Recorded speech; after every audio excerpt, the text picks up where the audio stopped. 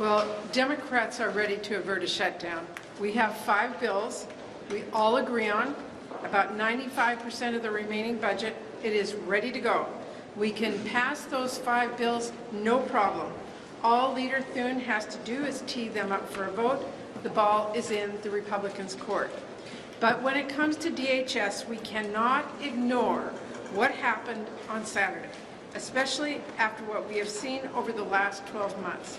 We have to split this bill off and grapple with the brutal reality that ICE and CBP are out of control and endangering American citizens. The brutal killing of Alex Pretti was an inflection point for this country. We are saying enough. DHS agents shot and killed another person in broad daylight. He was a legal observer. He went to just help a woman, and then he was tackled, disarmed, and shot in the back. Then, instead of conducting the most basic oversight, the administration has attempted the most blatant cover-up. Instead of even acknowledging this was a tragedy, they tried to slander a VA nurse as a domestic terrorist. This cannot stand in America. That's why we are demanding Republicans work with us on serious reforms to rein in this department. That is why the vast majority of the American people are demanding we do, and what many Republicans are now calling for as well.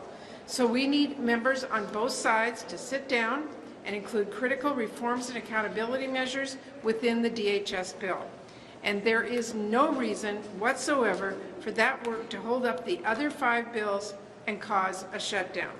We do this all the time. We move forward on the areas where we have an agreement. We roll up our sleeves and keep negotiating on other issues. And it's not like the House can't come back and vote on this too. That's what the Senate did when the House rewrote a spending agreement back in 2018, right after we had left for the holidays. So there's no good reason for Republicans not to work with us here. They know as much as we do that NOM and ICE and CBP need to be reined in. We've heard them talk for years about government overreach and out-of-control federal agencies and the importance of things like the First and Second and Fourth Amendments. Well, that is exactly what we are seeing right now. Rogue federal agencies infringing on America's most basic rights and making our communities less safe. We need to remember Republicans already gave ICE an enormous slush fund, which every Democrat voted against. Republicans voted to cut Secretary Noem a blank check and fund those roving bands of federal agents who have been knocking down doors without the slightest cause and without legal warrants.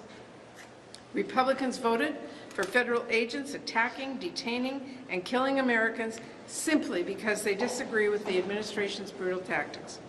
Republicans voted for that unprecedented funding with no oversight, no accountability, which has now resulted in federal officers and agents first killing a mother in her minivan trying to drive away, and now has led to a legal gun owner with the legal right to conceal and carry being killed and slandered as a terrorist by this administration.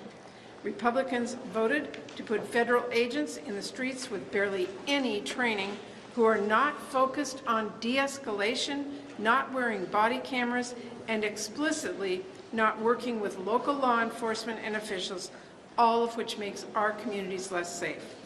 Now is the time for senators to sit down, find a path forward to address what our Republican senators finally agree is a problem. And while we do that, are they really going to insist on shutting down childcare and clinical trials and air traffic control and so much more if DHS doesn't get all of its funding right now? Well, I really hope not. I know there are senators on both sides of the aisle who want to get these other 5 bills passed as soon as possible. And I also know there are members on both sides who are horrified by the killing we saw Saturday and the way ICE and CBP have operated.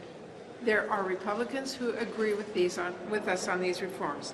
So now is the time to stand together, pass these 5 bills, and work on those badly needed reforms. Senator Padilla.